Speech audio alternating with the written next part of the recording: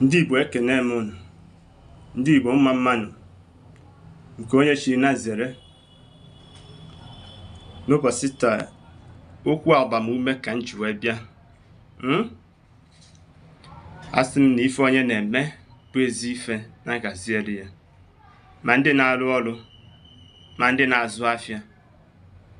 Ife ọbụla onye na-eme n'elu ụwa, asị ka Chukwu okike abịama gọzie ya oge niile. Ife ọma ka anyị na-eṅomi. Ndị be anyị sị kama m ji agba ka ngwọ ka m na-atụ ka nkwụ, ebe onye ọsọ ruru onye ije ga-eru ya.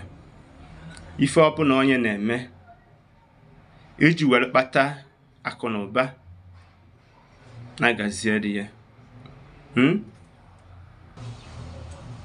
Ife ọma ka anyị na-eṅomi.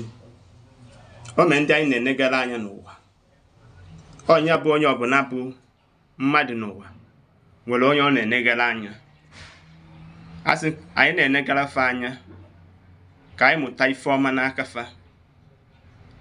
Ọnwa nke dị njọ fa na-eme ka anyị wezụga ya n'akụkụ, maka na ife ọma ka anyị nwabụ Igbo ji aga. N'ihi na ndị be anyị si na anyị nke ọma mmiri ọnụ, ọ ga-abụ ụfụfụ. Asị ebe bere ugo bele, nke si ibe ya ebene, asị ka nkukwa ya.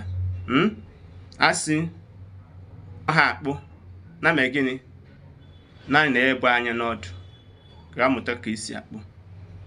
Ife ọbụla ị na-eme ịma ha eme, jụọ mmadụ, maka ndị be anyị si na onye ajụjụ anaghị efu ụzọ. Ọ ịjụta mmadụ iwe mata, akọwarue amataruwe. Oyi m bịa duje m ozi na ihe sokwa. Oyi m agara m ịgwa gị agwa bụ ajọ oyi, mana oyi m agwa m gị agwa bụ ezigbo oyi. Asị m ife anyị na-eme ka anyị tụọ ichu n'ime ya, ka anyị gbado anya. O tekekọta ka ọ dị njọ, ọ ga-adị mma. Mana ife nchọ ka ị mere mbụ gịnị?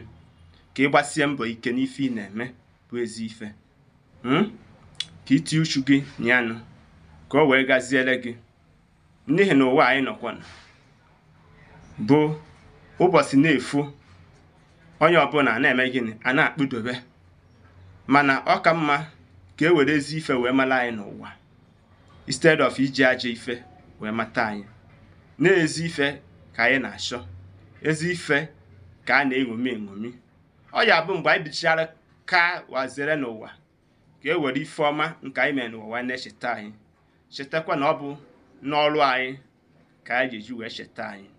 Ndị be anyị, ọ gwụsịkwa ka ọ ha n'onu.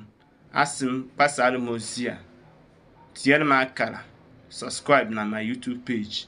Aka m bụkwa onye nke unu, Mazi-UC. Ka emesịanụ.